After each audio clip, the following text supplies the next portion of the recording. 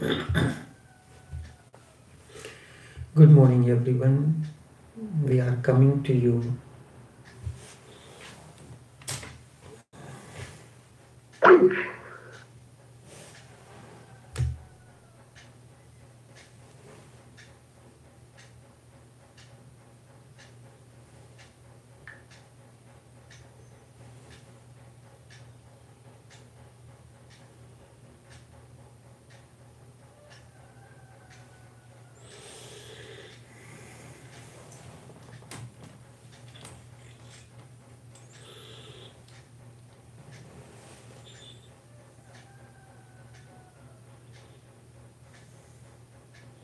Good morning, everyone. We are coming to you live via Facebook streaming, via YouTube streaming, and also via Skype. Each one of you is welcomed on Easter Monday. Man is in bondage.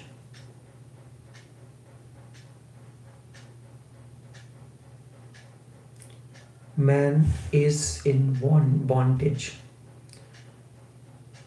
He only thinks so that he is in bondage. He only thinks. He thinks the door is locked and he has to find a device to open the door. This is one of the greatest fallacy. He thinks that he is in bondage. He thinks the door is closed and he had to find a device to open the door. We go on singing the psalms, bhajans and everything. When would you be coming, God? It is said that soul never sleeps. It is awake. Is it good to say? Is it right to say that soul never sleeps? There are two stages. Either you are sleeping or you are waking. Either you are walking or you are stationary. But this is duality. This is duality. Either you are waking or you are sleeping. And soul is not dualistic. It is beyond all duality. That is oneness. That which is oneness means that is beyond all duality, beyond all opposites. Sleeping and waking, walking and stationary, this and that. In Bhagavad Gita, there is one word used for that. Krishna says, one who is beyond heat and cold, sitoshan sam dukkha, one who is equipoised in heat and cold. By using these two words, he has encompassed, included all the pairs of duality, irrespective of their nature. It has been incorporated into that one word. So that which is, if we say God is all can be said, is not true. Beyond that, whatever is beyond our capacity. We cannot say anything other than that, because there is no one after that to say anything. Either you are speaking or you are silent. But that which is cannot be put through speaking, cannot be explained through speaking or through silence. Your gestures can explain it. If I give you something to drink, something to taste, and after that I ask you, how is it? Your words will fail to express that. Words will fail to express that because what you have experienced in taste or whatsoever is so magnanimous that no words can encompass that. It cannot be explained through words. Yes, to some extent through your silence, through your silent gestures, it can be expressed. Love pronounces through silent gestures. It pronounces itself, manifests itself through silent gestures. So door is always open. It has never been locked. I have heard a king wanted to pick the wisest man among his subjects to be his prime minister. When the search finally narrowed down to 3 men, he decided to put them to the supreme test, the final test, to see who is the person that is capable of being, has the quality of being the prime minister. Accordingly, he placed them in a room in his palace and installed a lock, which was the last word in mechanical ingenuity. The candidates were informed that whosoever was able to open the door and would be able to come out would be appointed to the post of the prime minister. 3 men immediately set themselves to the task. 2 of them at once began to work out complicated mathematical formulae to discover the proper lock combination. They started working the complicated mathematical formula to discover the proper lock combination. The 3rd man, however, just sat in his chair, did nothing, sat in his chair doing nothing. Finally, without bothering to put pen to paper, he got up, walked to the door, turned the knob, and the door opened. It had been unlocked all the time. Because it was said that the door is locked, this is the final mechanical ingenuity, the security ingenuity. The doors are locked and you have to find the combination to open the door. So the 3rd man remained sitting just in his chair, did nothing. Finally, without being bothered about putting anything, pen to the paper, he got up, silently walked to the door, turned the knob, and the door opened. It has been unlocked all the time. This is the situation with each one of us, you and I. There are only 2 things, you and I. Nothing else is important. Nothing is locked and the door is always open. And people are pondering upon ways and means to unlock the lock, to find the ways and means to reach to God, reach to that which is. They are pondering upon ways and means to unlock the lock. People are trying different methodologies, practicing 1,001 things, chanting the psalms, the bhajans, the mantras, the zikrs. And in fact, they are already out. Unless they stop this thinking business, they will not know the truth of the situation, that the door is always open. Man is not in bondage, but he thinks.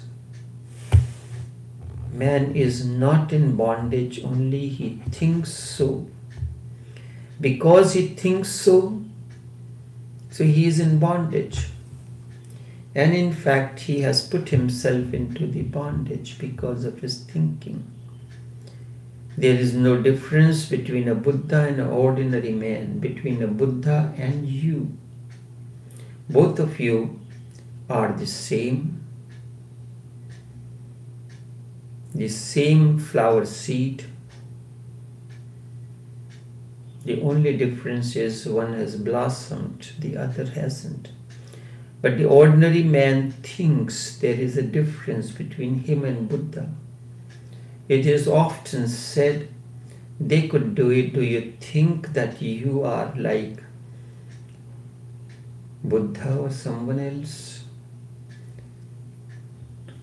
Certainly, when you think, then there is. You create your prisons and you put the locks on them. Then you stumble. And then you try to find out, to discover, to inquire the ways and means to get out of them. If in the first place you decide that there is no lock, you never bother to go and look at the door, whether the door is locked or it is unlocked. Buddhism cuts the knot with one stroke. Buddhism says there is no lock and no knot to cut. That is what I mean when I say Buddhism cuts the knot with one stroke of the sword. There is nowhere to go, nothing to be done, just be. You are already there. You are already that. Just open your eyes, and Hindu scripture very loudly pronounces Tat Tvam Asi. You are that. You are. Even in one of the Moses code, God says, I am that I am.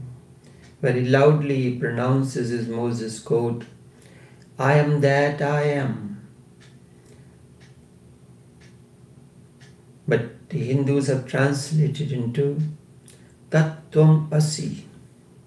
Someone assures you, you are already that. Tat Tvam Asi. Asi is a verb. Tvam means you. Tat means truth.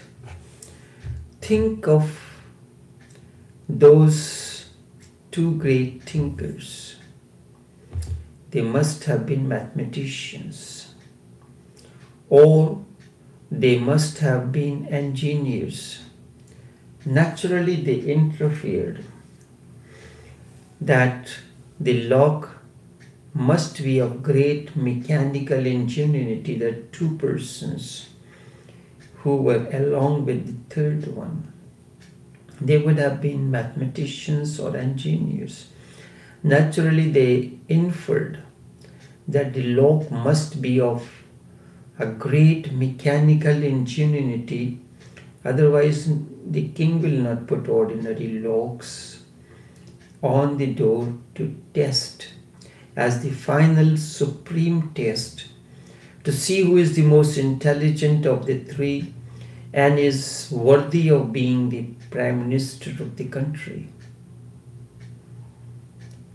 So they had to find the proper combinations, and they started working on finding the solution. Now they can go on and on working for eternity, do one thing. Do you think they will ever get a solution? Without seeing what it is, whether there is a lock on the door or not, or what kind of lock is this? You have to, even when you go to a locksmith, before he opens the lock, he examines your lock, tries to see its make, tries to discover, satisfy himself, and then within no time he unlocks, opens the lock. But these two people remain sitting in the chair, put the pen to the paper, started working on finding the exact combination. This is what each one of us is doing, trying to find the combinations. All that is needed is to drop out the garbage. Someone asked Lao Tse, someone asked Hote, the laughing Buddha. He always carried a bag on his shoulder. What is the ultimate? He dropped the bag and walked out. And then, so this is it. After that, he just picked up his bag and went on his errands. Because now they can go on and on working till eternity. Do you think they will ever find a solution? There is no possibility of any solution because the problem does not exist. In the first place, the door is not locked, so how are you going to find? What are you going to find the combination for? In fact, they will get more and more entangled and create bondages. They will get more and more entangled, not in solution, because there is no problem. And when there is no problem, there is no solution. Instead, in the answer that they will invent, that is where people are stuck.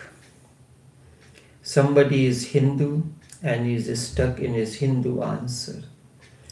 Even as a Hindu, someone is stuck in Bhagavad Gita and is striving to find the answers there. There is a certain group of people, they say Bhagavad Gita have all the answers. Somebody is a Christian and is stuck in his answer. People are stuck in philosophies and no philosophy is needed. Life is enough unto itself.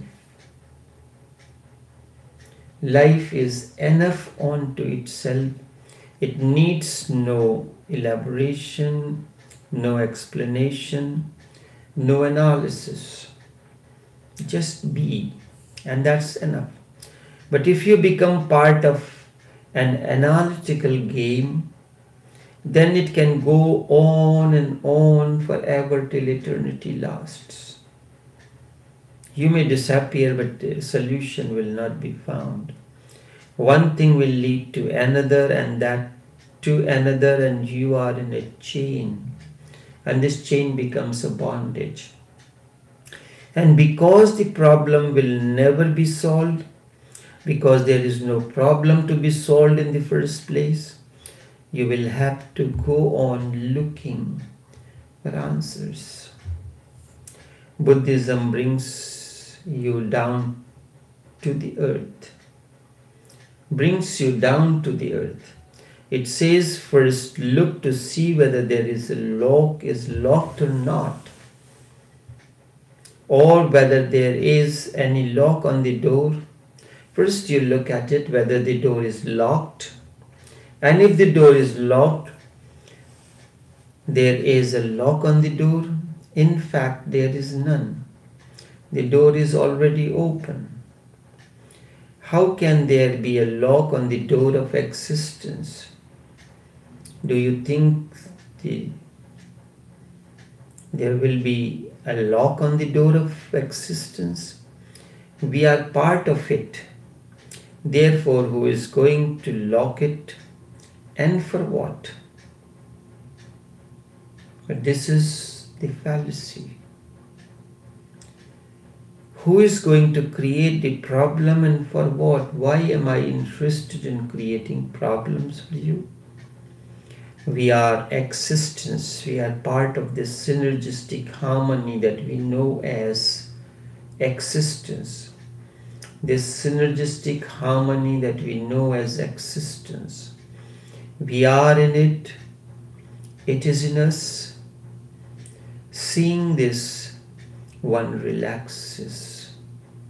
In that relaxation, something happens, and you can call it vision. This is what exactly happened to the third man. He was not pondering, not thinking, not analyzing, not inventing or inferring something. He simply sat there in the chair doing nothing. This is what meditation is all about. Just sitting silently and doing nothing. Grass grows by itself. Just sitting by the side of the grass, you do not have to do anything. Grass grows by itself. The English word meditation is not the right, because in English meditation also means to think about, to meditate upon. English has no right word for dhyan, so much explanation is needed. Dhyan cannot be translated into English as meditation. Dhyan exactly means not to think upon, not to do anything, just relax, and in that relaxation alone things happen. Just sitting by the side of the grass, grass grows.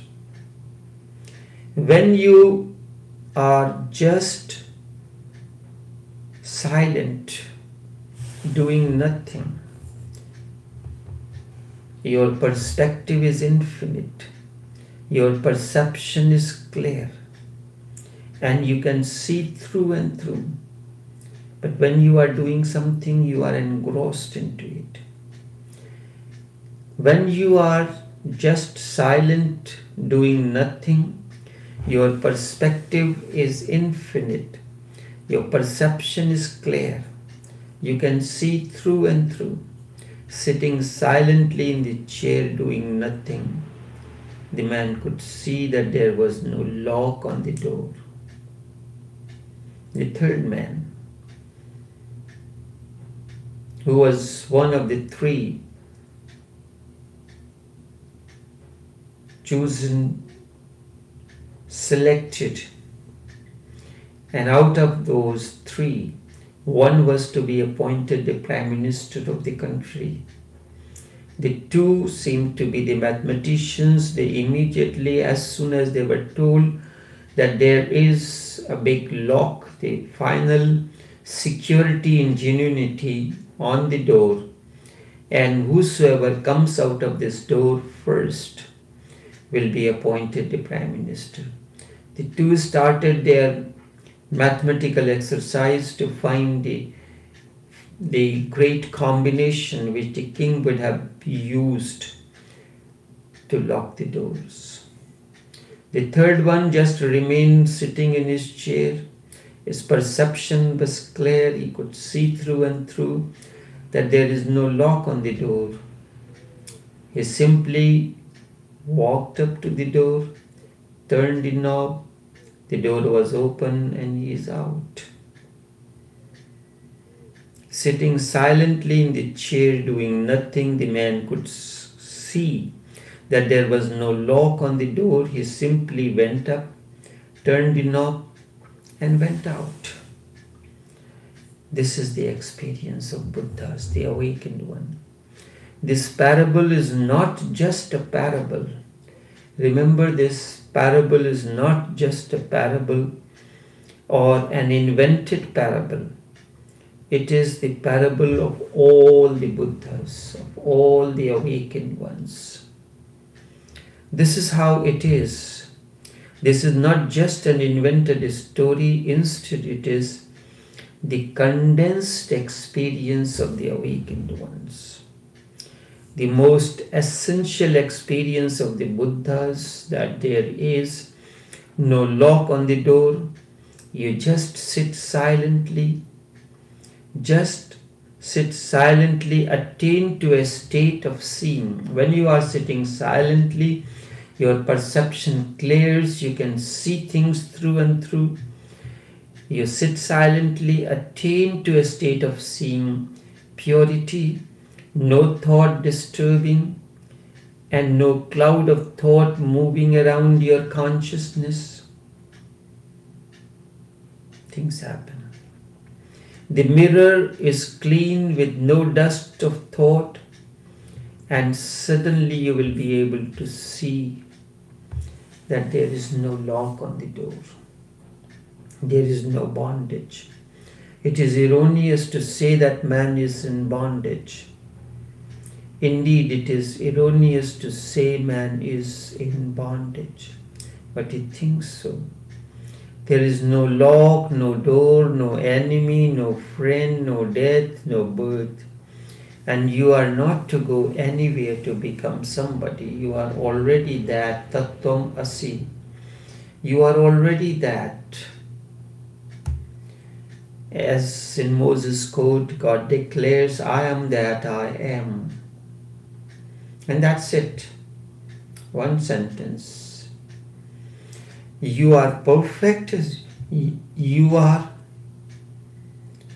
one of the oft used Hindu. It can be said that it is a statement.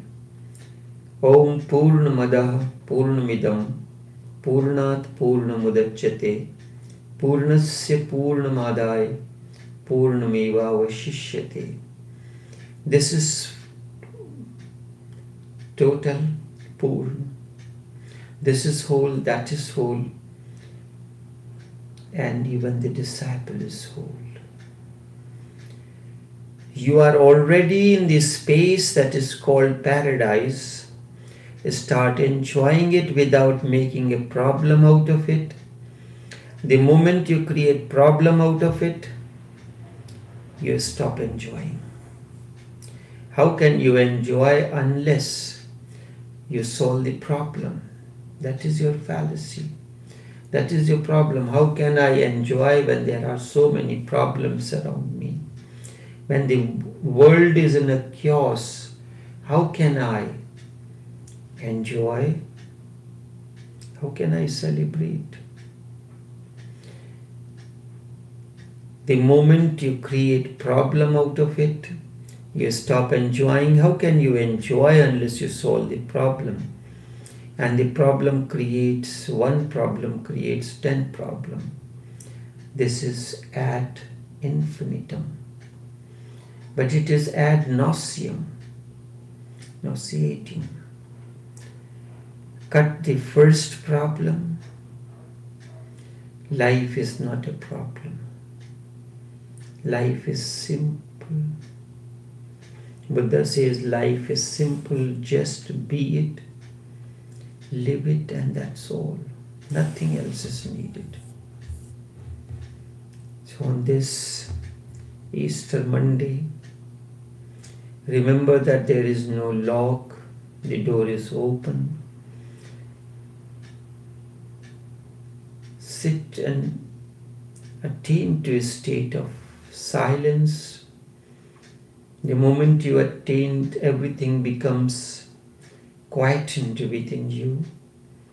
You have attained to a state of dhyan. And dhyan brings perception, clarity in your perception. You are capable of seeing through and through. Once again, wish you a happy and holy Easter to each one of you. Until next time we meet again, take care and do have a pleasant day.